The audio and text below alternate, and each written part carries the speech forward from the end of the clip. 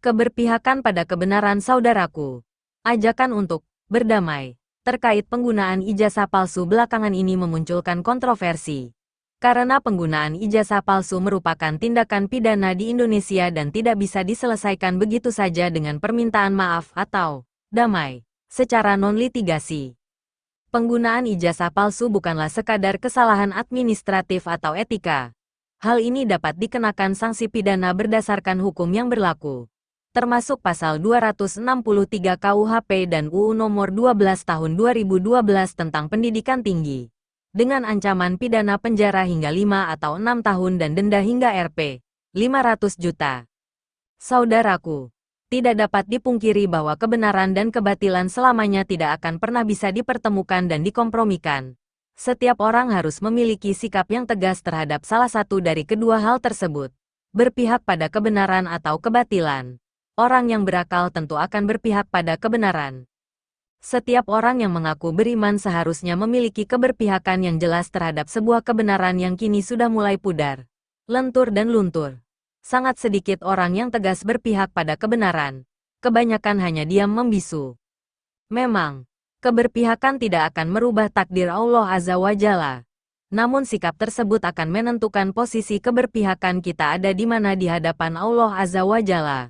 Allah Azza wa Jalla berfirman, "Dan katakanlah, kebenaran telah datang dan yang batil telah lenyap. Sungguh, yang batil itu pasti lenyap." Quran Surat Al-Isra, ayat 81.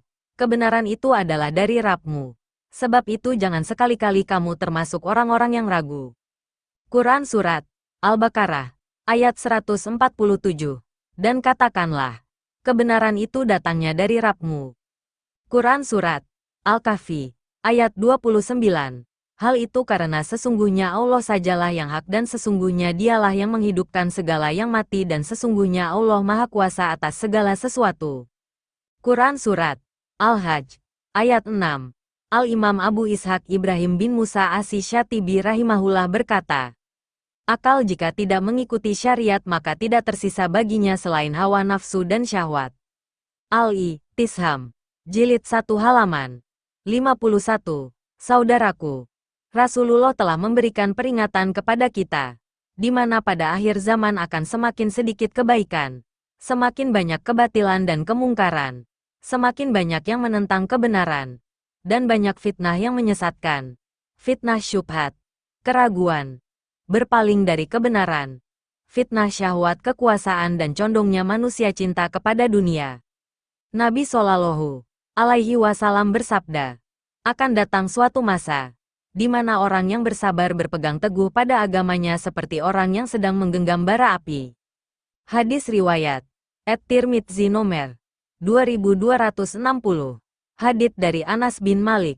Lihat Sahihul Jami. Sagir nomor 8002. Saudaraku, di dalam situasi dan kondisi bagaimanapun kita dianjurkan untuk tetap istiqomah senantiasa berpihak pada kebenaran. Al-Imam Ahmad bin Hanbal rahimahullah berkata, dunia ini adalah negeri untuk beramal, sedangkan akhirat adalah negeri balasan. Maka siapa yang tidak beramal di sini, dia pasti akan menyesal di sana. Az-Zuhad, karya Al-Baihaqi, nomor 725. Saudaraku, tetaplah bersyukur dan bersabar atas segala sesuatu yang telah menjadi iradahnya, karena sesungguhnya Allah Azza wa Jalla telah mengatur segalanya. Hidup itu seperti gelombang badai laut, menggempur kemudian kembali tenang.